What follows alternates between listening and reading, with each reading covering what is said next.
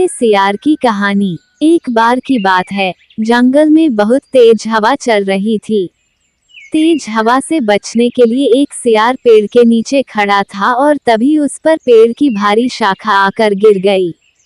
सियार के सिर में गहरी चोट लगी और वो डर कर अपनी मांद की ओर भाग गया। उस चोट का असर कई दिनों तक रहा और शिकार पर नहीं जा सका। खाना न मिलने से सियार दिन प्रतिदिन कमजोर होता जा रहा था। एक दिन उसे बहुत तेज भूख लगी थी और उसे अचानक एक हिरन दिखाई दिया। सियार उसका शिकार करने के लिए बहुत दूर तक हिरन के पीछे दौड़ा, लेकिन वह बहुत जल्दी थक गया और हिरन को नहीं मार पाया।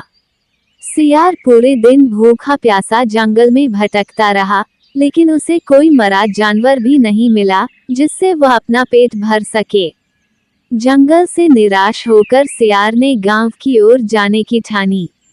सियार को उम्मीद थी कि गांव में उसे कोई बकरी या मुर्गी का बच्चा मिल जाएगा, जिसे खाकर वह अपनी रात काट लेगा। गांव में सियार अपना शिकार ढूंढ रहा था, लेकिन तभी उसकी नज़र कुत्तों के झुंड पर पड़ी, जो उसकी ओर आ रहे थे। सियार को कुछ समझ में नहीं आया और वो धोबियों की बस्ती की ओर दौड़ने लगा।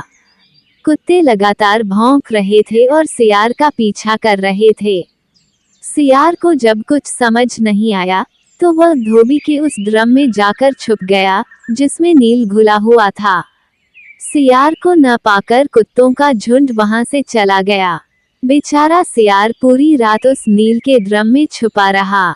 सुबह सवेरे जब वह ड्रम से बाहर आया, तो उसने देखा कि उसका पूरा शरीर नीला हो गया है।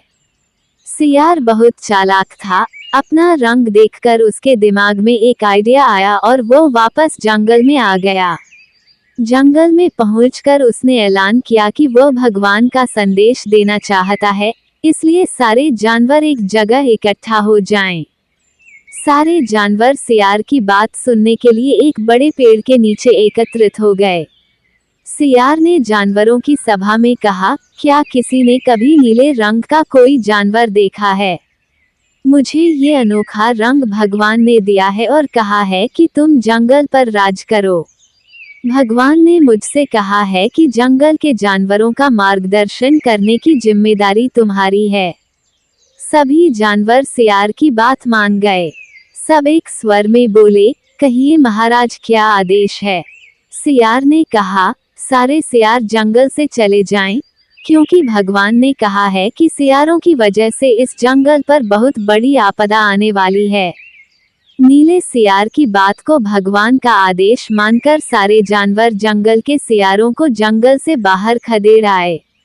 ऐसा नीले सियार ने इसलिए किया, क्योंकि अगर जंगल में रहते तो उसकी पोल खुल सकती थी। अब नीला सियार जंगल का राजा बन चुका था। मोर उसे पंखा झलते और बंदर उसके पैर दबाते। सियार का मन किसी जानवर को खाने का करता तो वह उसकी बलि मांग लेता। अब सियार कहीं नहीं जाता था, हमेशा अपनी शाही मांद में बैठा रहता और सारे जानवर उसकी सेवा में लगे रहते। एक दिन चांदनी रात में सियार को प्यास लगी। वह मांद से बाहर आया तो उसे सियारों की आवाज सुनाई दी, जो दूर कहीं बोल रहे थे। रात को सियार हू हू की आवाज करते हैं, क्योंकि ये उनकी आदत होती है। नीला सियार भी अपने आप को रोक न सका। उसने भी जोर जोर से बोलना शुरू कर दिया।